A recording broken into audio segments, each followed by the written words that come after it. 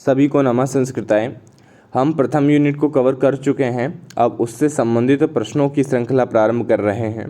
उसी कड़ी में ये पहला वीडियो हमारा है जिसमें हम वेदों के रचना काल को देखेंगे कि भाई वेदों के रचना काल के विषय में किस तरीके के प्रश्न पूछे गए हैं पहले की परीक्षाओं में और किस तरीके के प्रश्न पूछे जा सकते हैं। तो लगभग वेदों के रचना काल से संबंधित 25 से 26 प्रश्न ये हैं, हम इनको कवर करते हैं। चलिए आइए। प्रश्न है आपके समक्ष, नित्याः खलु वेदाः इति केषां मतम्। वेद नित्य हैं, ये किसका मत है? यह मत है प्राचीन भारतीय परंपरा का। प्राचीन भारतीय परंपरा जो है वह वेदों को नित्य मानती है, विभू मानती है। उसके अनुसार वेद अपौरुषेय हैं, वेदों को किसी इंसान ने नहीं रचा। तो इसका जवाब भारतीय परंपराया हो जाएगा, क्योंकि बाकी जो ऑप्शन है मैक्समुलर, जैकोबी और वेबर, ये सारे पाश्चात्य विद्वान हैं और पाश्चात्य विद्वान जो हैं वे भारत के जो वेद हैं इन्हें अपौरुषेय नहीं मानते, इन्हें पौरुषेय मानते हैं। उनके अनुसार इनकी रचना किसी न किसी इंसान ने की होगी, जैसे आर्य, है ना। अब वेदस्य अपौरुषेयत्वम, दूसरा प्रश्न है, वेदस्य अपौरुषेयत्वम कः स्वीकरोति। वेद का अपौरुषेयत्व जो है, मतलब वेद को अपौरुषेय कौन स्वीकार करता है? ऑप्शन देखिए, वेबर, मैक्समुलर, विल्सन या जेमिनी। अब तीन ऑप्शन तो जो है वह पाश्चात्य विद्वानों के नाम हैं, तो वो तो स्वीकार करेंगे नहीं। तो जेमिनी जो हैं, जो कि व्यास के 4 शिष्यों में से एक थे और जिन्हें व्यास ने क्या पढ़ाया था जेमिनी को? सामवेद, बिल्कुल सामवेद पढ़ाया था। और पैल को ऋग्वेद, यजुर्वेद पढ़ाया था किसको पढ़ाया था? वैशंपायन को। हाँ बिल्कुल, वैशंपायन को यजुर्वेद पढ़ाया था, जेमिनी को सामवेद और अथर्ववेद पढ़ाया था सुमंतु को। अब हम इसका आंसर क्या लगा देंगे? जेमिनी। तो देखिए अब दूसरा प्रश्न क्या है, तीसरे नंबर का प्रश्न है, वेद काल विषये भारतीय परंपरागत विचारम कः परिपोषयति। वेद काल के विषय में भारतीय परंपरागत विचारों का पोषण निम्न में से कौन करता है? पहले ऑप्शन देखते हैं, मैक्समुलर, वेबर, विंटरनित्ज या सायण। तो भारतीय परंपरागत विचारों का परिपोषण तो देखेंगे आप तो सायण ही करेंगे, वेबर नहीं करेंगे, ना ही विंटरनित्ज करेंगे, ना ही मैक्समुलर करेंगे। हाँ, वेबर ने कहा तो है कि वेदों के रचना काल का निर्धारण करना मूर्खता है और इसका निर्धारण नहीं किया जा सकता, चूँकि हमारे पास उस समय तक पहुंचने के उन्नत साधन नहीं हैं। लेकिन ये वेदों को अपौरुषेय नहीं मानते, जबकि भारतीय परंपरा जो है वे वेदों को अपौरुषेय मानती है। तो हम वेबर को चाहते हुए भी नहीं लगा सकते, हमें सायण को ही लगाना होगा, क्योंकि वही सही जवाब है। तो इसका उत्तर हो जाएगा सायण। अब अगला प्रश्न आपके सामने है कि वेदों का समय 6000 ईस्वी पूर्व किनके मत में है? तो इसका जवाब क्या होगा? देखिए, वेदों का समय 6000 ईस्वी पूर्व किनके मत में है, या फिर किस विद्वान के अनुसार ऋग्वेद का आरंभ काल 6000 ईस्वी पूर्व जो है स्वीकार किया गया है? इसमें जवाब दिया गया है बाल गंगाधर तिलक। अच्छा देखिए, हम चलिए और बाकी ऑप्शंस के देखते हैं। वेबर तो कहते हैं कि निर्धारण नहीं किया जा सकता वेदों के काल का, और मैक्समुलर कहते हैं कि सबसे प्राचीन वेद ऋग्वेद जो है वो लगभग 1200 ईस्वी पूर्व का है, और याकोबी कहते हैं कि ये वैसे बाल गंगाधर तिलक के मत से मिलता जुलता मत है याकोबी का, लेकिन इनके अनुसार 4500 के आसपास समय मानते हैं ये प्राचीन ऋग्वेद का, जबकि बाल गंगाधर तिलक के अनुसार जो अदिति काल है वह 6000 से लेकर 4500 के मध्य का है लगभग। तो इसका जवाब हमें बाल गंगाधर तिलक ही लगाना होगा और यही इसका सही उत्तर होगा। अब देखिए अगला प्रश्न क्या है? अगला प्रश्न है कि उत्तर ध्रुव को वेदों का रचना स्थान माना जाता है, ये किसने कहा? एक पुस्तक लिखी थी बाल गंगाधर तिलक ने, Arctic home in the Vedas. Arctic home यानी उत्तरी ध्रुव, आर्कटिक होम से मतलब क्या है? उत्तरी ध्रुव। उत्तरी ध्रुव यानी कि आर्कटिक होम इन दी वेदास में इन्होंने ये बात बताई कि आर्य लोग जो थे वो सबसे पहले उत्तरी ध्रुव पर निवास करते थे और वहीं से ये भारतवर्ष में आए, और जब ये उत्तरी ध्रुव पर निवास करते थे बहुत पहले, तो वहाँ पर ये वेदों को ही स्वीकार करते थे, वेदों के ही अनुसार अपना आचरण करते थे। यानी कि उस समय वेदों की रचना हो चुकी होगी। तो उत्तरी ध्रुव का वेदों का रचना स्थान, थोड़ा घुमा दिया प्रश्न को कि उत्तरी ध्रुव को वेदों का रचना स्थान मानने वाले विद्वान कौन हैं। तो आर्कटिक होम इन दी वेदास में इन्होंने ये चर्चा करी है। बाल गंगाधर तिलक की पुस्तक का ये नाम है, आर्कटिक होम इन दी वेदास। और ओराइन भी इनकी एक पुस्तक है, एक एक्स्ट्रा फैक्ट आप ले लीजिए। तो ये हो गया इसका जवाब। अब हम आगे बढ़ते हैं। देखिए, वेद कालस्य निर्धारणे भारतीय ज्योतिष परंपरा केन परिपालिता, यानी कि भारतीय ज्योतिष परंपरा के अनुसार या फिर ज्योतिर्विज्ञानम आश्रित्य कह वेदानाम काल निर्धारणम अकरोत्, या फिर वेद काल निरूपणे कह ज्योतिष अवलंब्यते, यानी कि वेद काल के निरूपण में ज्योतिष का सहयोग किसने किया। देखिए, ज्योतिष का सहयोग किसने लिया, मैंने किया नहीं, लिया। तो विंटरनित्ज ने नहीं लिया। हाँ, विंटरनित्ज ने, अगर प्रश्न ऐसा आता कि बाल गंगाधर तिलक और याकोबी इन दोनों ने ज्योतिष की सहायता ली है, लेकिन ज्योतिष में याकोबी का नाम यहाँ पे कहीं दिख रहा है क्या? नहीं दिख रहा है। विंटरनित्ज है, मैक्समूलर है, बेवर है और बाल गंगाधर तिलक है। अब देखिए आप, विंटरनित्ज जो है वो याकोबी और बाल गंगाधर तिलक के मत से ही सहमत हैं, लेकिन इन्होंने प्रत्यक्ष तौर पर नहीं कहा है कि भाई ज्योतिष के आधार पर ही मैं निर्धारण करता हूँ। इन्होंने विभिन्न साक्ष्यों को देखा, पाणिनि शिक्षा की भाषा को देखा, वेदों की भाषा को देखा, सारी भाषाओं का मिलान किया, फिर विंटरनित्ज जो है अपने निर्णय पर पहुँचते हैं।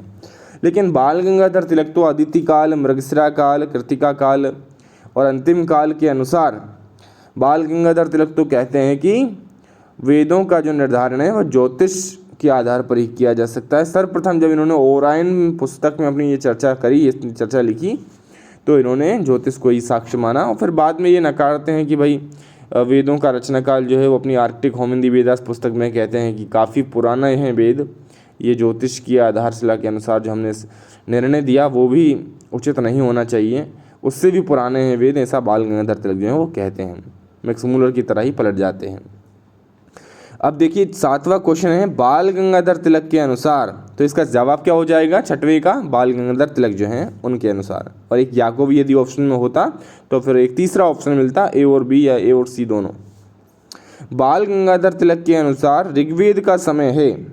बाल गंगाधर तिलक के अनुसार ऋग्वेद का समय क्या है? अभी हम पढ़ के आए हैं भाई, 6000 ईस्वी पूर्व इन्होंने समय माना है। अदिति काल में ऋग्वेद की रचना काल ये मानते हैं, और अदिति काल इनके अनुसार क्या है? अदिति काल है 6000 से 4500 के आसपास। आप चाहें तो प्रथम वीडियो देखिएगा, पहली यूनिट की वेदों के रचना काल के विषय पर ही है। आप मेरी बात माने, इस टेस्ट को प्रारंभ करने से पहले आप वो कक्षा देखें, उसके बाद ये टेस्ट करें तो काफ़ी आनंद आएगा आपको भी। अब बाल गंगाधर तिलक, ये 8वां जो क्वेश्चन है, बाल गंगाधर तिलकम अनुसृत्य वेदस्य रचना कालम अस्ति। वही प्रश्न 6000 से लगभग 4000 या 4500 के मध्य रहता है, लेकिन यहाँ पे 6000 से 4000 ईस्वी पूर्व लिखा हुआ है, तो बिल्कुल आप इसी को ही सनातन सत्य मानिए और बाल गंगाधर तिलक के विषय में ये एक ऑप्शन को आप याद रख लीजिए, है ना।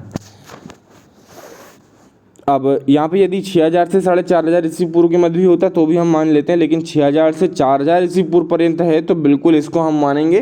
तो 6000 ईस्वी पूर्व से 4000 ईस्वी पूर्व ये समय इन्होंने माना है। बाल गंगाधर तिलक के अनुसार वेदों का रचनाकाल 6000 ईस्वी पूर्व से 4000 ईस्वी पूर्व के मध्य हुआ। अदिति काल इन्होंने इसको माना है। अब नक्षत्र संपातादिना वेद कालम का प्रतिपादयति, यानी कि नक्षत्र संपात गणनया केन वेद कालो निर्धार्यते। बाल गंगाधर तिलक, नक्षत्रों का वर्णन कहाँ मिलता है? हमें ज्योतिष में ही तो मिलता है। तो बाल गंगाधर तिलक किसी प्रकार से सवाल को घुमाए, आपको सवाल की प्रकृति को समझना है, सवाल के भाव को समझना है और उत्तर दे देना है, बस ये है। अब प्रश्न है, लोकमान्य बाल गंगाधर तिलक मते वैदिक रचना काल कः। लोकमान्य बाल गंगाधर तिलक के मत में 6000 से 4500 BC। अब देखिए, मैं आपसे कह रहा था ना कि यदि 6000 से 4500 BC भी होता तो भी हम उसको सही मान लेते। यहाँ पर आ गया ना, मैं आपको जो कह रहा था वो गलत थोड़ी कह रहा था। अब देखिए 6000 से 4500 भी हम इसको मान रहे हैं। BHU MET बनारस हिंदू विश्वविद्यालय ने ये प्रश्न पूछा है आचार्य के एंट्रेंस एग्जाम में, तो यहाँ पे आप कंफ्यूज नहीं होइएगा। यदि 6000 से 4500 लगभग में ये सब होता है, एग्जैक्ट किसी ने नहीं निकाला, तो 6000 से 4500 के मध्य भी बाल गंगाधर तिलक के अनुसार अदिति काल आप कह सकते हैं। और यहाँ पर देखिए, उत्तराखंड की स्लेट परीक्षा में भी पूछा गया, UGC नेट 25 कोड में भी ये प्रश्न पूछा गया था, तो यहाँ पर भी आप कह सकते हैं कि बाल गंगाधर तिलक के ने जो समय माना है वह 6000 से 4000 ईस्वी पूर्व पर्यंत माना है, लेकिन यहाँ पे यही ऑप्शन मिल रहा है आपको कि 6000 से 4500 BC। तो दोनों को ही आप मान के चलिए, दोनों ही सही हैं। जो भी ऑप्शन में आपको मिल जाए वह आपको सटीक तरीके से लगाना है, लेकिन आपको दोनों ऑप्शन नहीं मिलेंगे, इस बात की मैं गारंटी देता हूँ। एक ही ऑप्शन आएगा जो भी आए। अब प्रश्न है कि वैदिक काल निर्णय ज्योतिषस्य उपयोगः केन कृतः। ज्योतिष का उपयोग किसने किया? मतलब ये प्रश्न बहुत ही इंपॉर्टेंट हो जाता है कि ज्योतिष को आधार बनाकर वेदों का काल निर्धारण किसने किया, क्योंकि विभिन्न परीक्षाओं में, सैकड़ों परीक्षाओं में यही प्रश्न घुमा फिरा कर पूछा गया है। प्रश्नों की प्रकृति को हम समझ रहे हैं, एक भाव हमारा प्रश्नों को समझना भी है। और वही प्रश्न दूसरे तरीके से पूछ लिया कि ज्योतिष शास्त्रधारेण वैदिक तिथि निर्धारकः को अस्ति। तो बात तो वही है, भाव तो वही है। तो मैं तो आपको सारे प्रश्न रख रहा हूँ आपके समक्ष। अब देखिए, तो लोकमान्य तिलक मतानुसारम वेदस्य रचना काल कदा अभवत। अब यहाँ पर ऑप्शन आपको मिल गया 6000 वर्ष ईसा पूर्वम। सही रहेंगे सारे ऑप्शन। 6000 से 4500 4000 के मध्य का समय काल है, तो आपको मानकर चलना है कि सही है। 6000 से ऊपर नहीं आएगा कभी भी, है ना, तो इसको आप ध्यान रखिएगा। लोकमान्य तिलक मते वेदस्य कालः 5 वर्षेभ्यः पूर्वम। अब यहाँ पर आपको देखना होगा कि ये जो ऑप्शन हैं उनको देखिए। 3 वर्षेभ्यः यानी 3000 वर्ष पूर्व, सार्ध यानी कि लगभग 3500 वर्ष पूर्व, 10,000 वर्ष पूर्व, और एक ऑप्शन है 5 वर्षेभ्यः पूर्वम। अब देखिए, आप मुझे ये बताइए कि 6000 और 4500 या 4000 के बीच में 5000 आता है कि नहीं आता? बिल्कुल आता है। और यूजीसी नेट ने 2010 के प्रश्न पत्र में ये प्रश्न आया था और ऑप्शन इसके ये थे। तो देखिए, 6000 से 4000 के बीच में आपको मिले, और यदि 6000 से 4000 का ऑप्शन ना मिले या 4500 का ऑप्शन ना मिले, तो आपको उसके बीच की संख्या लगानी है। जैसे कि यहाँ पर इसको सही माना गया 5 वर्षेभ्यः पूर्वम, इसको आपको सही मानना है। ज्योतिषम आधारित्य। अब यहाँ पे आपको ये तो पता चल रहा है कि कम से कम प्रश्न किस तरह से पूछता है, और ऑप्शन ही नहीं देता है। जो हमने पढ़ा है वो ऑप्शन में ही नहीं है, हमें थोड़ा दिमाग लगाना होगा। अब बताइए, जो हमने पढ़ा है 6000 से 4500 के बीच, तो क्या ऑप्शन में आपको दिख रहा है? नहीं दिख रहा है ना।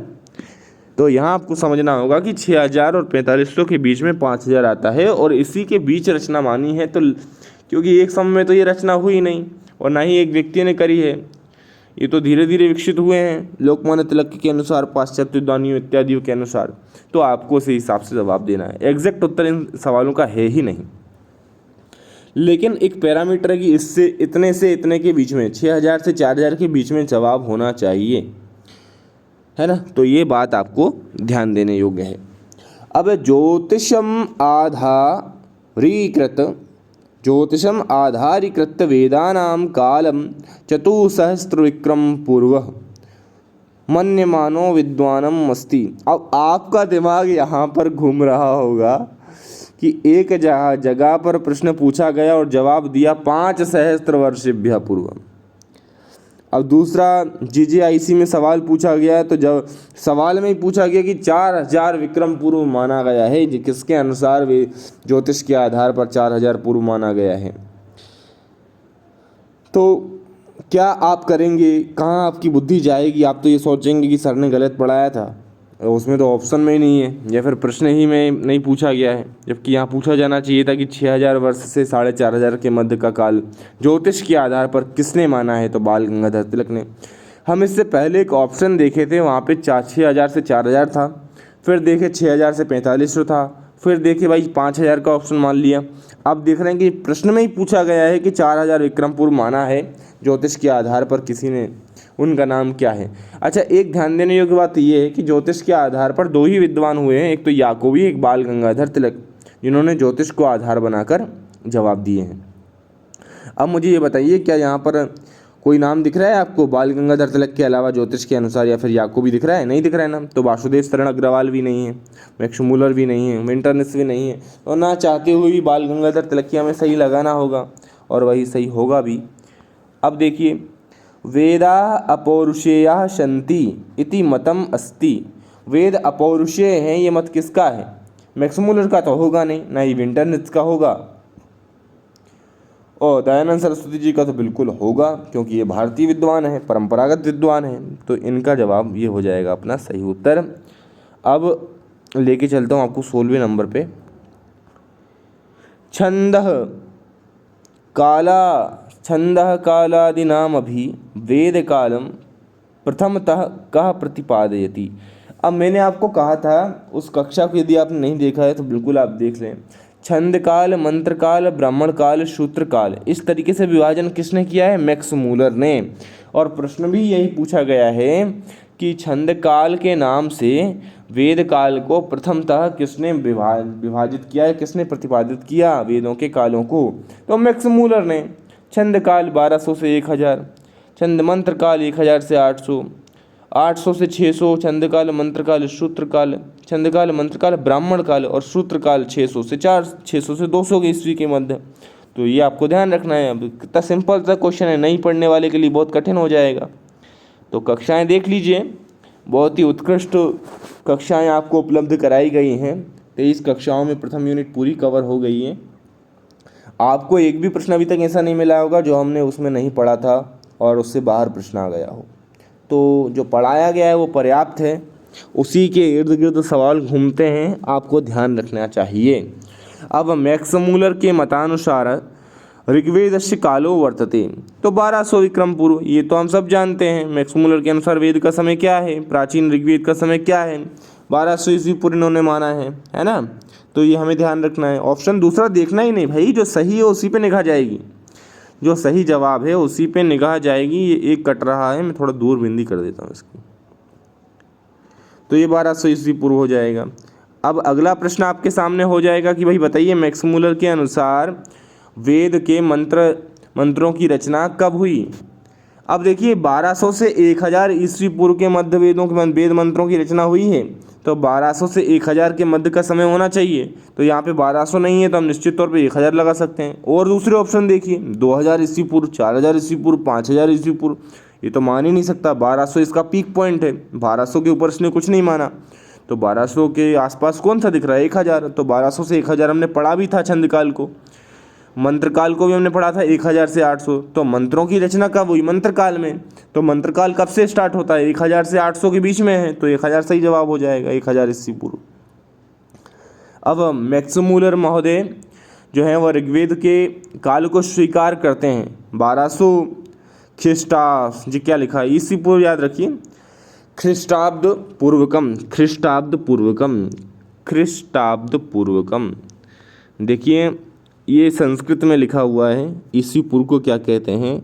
ख्रीष्टाब्द पूर्वकम। ठीक है, तो इसका जवाब क्या हो जाएगा? 1200 से हमें मतलब रखना है, हमें सवाल का जवाब अच्छे से देना है बस। तो अब देखिए, मैक्स मूलर के मतानुसार वेदानाम रचना काल का द्वादशतय, ऑप्शन पढ़िए सबसे पहले। भाई अपन ने पढ़ रखा है ना, तो मतलब आंखें ही वहीं जाती हैं जहाँ सही उत्तर है, पूरे पढ़ने की आवश्यकता ही नहीं। द्वादशत वर्षेभ्यः प्राक ईस्वी पूर्व 12 वर्षेभ्यः प्राक, मतलब ईस्वी पूर्व 1200 ये बता रहे हैं, और यही हमने पढ़ा है, तो बिल्कुल सही हो जाएगा। अब अगले प्रश्न क्या कह रहे हैं, देखिए। प्रश्न है कि प्रथमतः वेद काल निर्णायकोस्ति, मतलब सबसे पहले वेदों के काल का निर्धारण किसने किया? तो मैक्स मूलर ने सबसे पहले किया है, इस बात को ध्यान रखिएगा। इसीलिए सिलेबस में भी इसका नाम सबसे पहले दिया गया है। मैक्स मूलर, बेवर, याकोबी, विंटरनित्ज, बाल गंगाधर तिलक और भारतीय परंपरागत विचार। तो मैक्स मूलर का सबसे पहले नाम दिया गया है, तो सबसे पहले इसी ने जो है निर्धारण करने का प्रयास किया। अच्छा, सूत्र साहित्य के रचना काल तो पीवी काणे के मतानुसार क्या है? मतलब सूत्र साहित्य का रचना काल पीवी काणे के मतानुसार क्या है? देखिए, ये हमारे सिलेबस में नहीं लगा हुआ है, लेकिन फिर भी CWET परीक्षा में पूछा गया था ये, CBBET। तो क्या जवाब होगा इसका? 500 ईस्वी पूर्व से लेकर 300 ईस्वी पूर्व के पर्यंत सूत्र साहित्य का काल पीवी काणे ने माना है। तो इसको भी ये ध्यान रख लीजिएगा। अब विंटर नृत्य के मतानुसार ऋग्वेद का समय क्या है। अब यहाँ पे आप सभी का दिमाग घूम रहा होगा कि भाई 2500 ईस्वी पूर्व सही जवाब दे रहे हैं कि 2500 ईस्वी पूर्व इसका सही जवाब होना चाहिए, लेकिन विंटर नृत्य का समय जो है, एक बार मैं इसको कंफर्म कर लेता हूँ।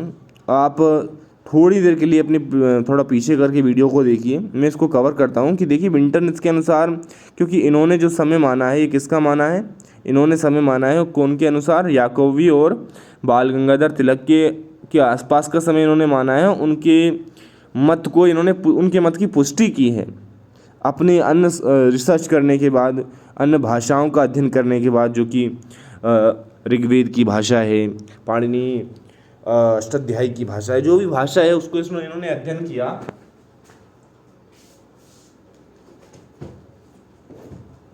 और उस अध्ययन के बाद ये निष्कर्ष पर पहुंचे थे। तो मैं आपके समक्ष देखता हूं कि क्या इसका जवाब सही है। हाँ जी, तो विंटर नृत्य में खोल लिया हूँ। हाँ देखिए, बिल्कुल इसका इस पुस्तक में लिखा था 4,500 से 6,000 ईस्वी पूर्व का समय, लेकिन फिर मैंने उसको काट के लिखा था 2500 ईस्वी पूर्व से 2000 ईस्वी पूर्व, पूरी रिसर्च करने के बाद।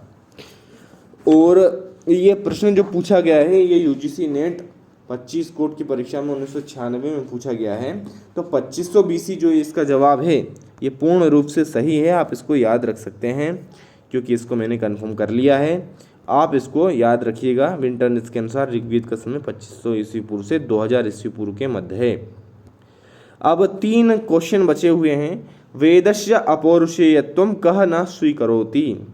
वेद को अपौरुषेय विंटर नृत्य स्वीकार नहीं करते। बाकी सब हिंदू हैं, देखिए आप सायण हैं, दयानंद हैं, माधव हैं, ये भारतीय विद्वान तो निश्चित तौर पे मानते ही हैं कि वेद जो है वो अपौरुषेय हैं, लेकिन विंटर नृत्य नहीं स्वीकार करते हैं। विंटर नृत्य जो है वो कहते हैं कि ये पौरुषेय हैं। आर्य लोगों ने इनकी रचना करी होगी या किसी व्यक्ति ने करी होगी अलग अलग समय में। अब देखिए, बेवर महाभाग यजुर्वेदीयानां शतपथ ब्राह्मण ग्रंथानां आलोचनात्मकं संस्करणं कदा अप्रकाशयत। ये प्रश्न आपसे पूछा गया है संपादक और प्रकाशक वाली कक्षा से। तो ये कक्षा सबसे अंत में मैंने आपको प्रोवाइड करी है। आप सभी से निवेदन है कि उस कक्षा को ज़रूर देख लें, क्योंकि उस कक्षा से पूछे गए प्रश्न का जवाब 100% में से 10% ही दे पाएंगे, क्योंकि वह कक्षा ही ऐसी है, क्योंकि उसमें आंकड़े हैं कि बेवर ने कब शतपथ ब्राह्मण ग्रंथ की संपादन किया, संस्करण का प्रकाशन किया। तो ये आपको ध्यान रखना है। उसमें एक पूरी लिस्ट है, लगभग 12 से 15 मिनट की वो कक्षा है, आप उसको ज़रूर देखें। इस एक प्रश्न से ही हमें मतलब नहीं है, इस प्रश्न की तरह और अन्य कितने प्रश्न हो सकते हैं वो आपको बताया गया है उस कक्षा में, जो कि 23वीं कक्षा है प्रथम यूनिट की। आप उसको ज़रूर देखिए, आपको इसका जवाब मिल जाएगा। और इसका जवाब है कि शतपथ ब्राह्मण का इन्होंने आलोचनात्मक संस्करण जो है वो 1855 में जो है प्रकाशित किया था। अब अंतिम क्वेश्चन है, दीनानाथ चुलेट महोदयानुसारम वेदस्य रचना कदा अभवत। 3 लाख वर्ष पूर्व। ये है खतरनाक व्यक्ति। वेदों की रचना 3 लाख वर्ष पूर्व हुई है दीनानाथ के अनुसार। देखिए पूछा नहीं जाएगा क्योंकि हमारे सिलेबस में इनका नाम भी नहीं आता है। तो हमने आज की इस कक्षा में जितने प्रश्न मेरे पास थे पिछली परीक्षाओं में पूछे गए वो मैंने आपके समक्ष रखे, और वेदों के रचनाकाल के विषय में ये प्रश्न समाप्त हुए। अब ऋग्वेद से संबंधित प्रश्न आपके समक्ष आएंगे 100, 150, 200 जितने मैं उपलब्ध करवा पाऊँ। फिर इसी क्रम से हम आगे बढ़ेंगे। जिस क्रम से वीडियोस आई हैं उसी क्रम से ये प्रश्नों की कक्षाएं भी आप सभी को प्राप्त होंगी। नमः संस्कृताय। बहुत बहुत धन्यवाद। नमो नमः।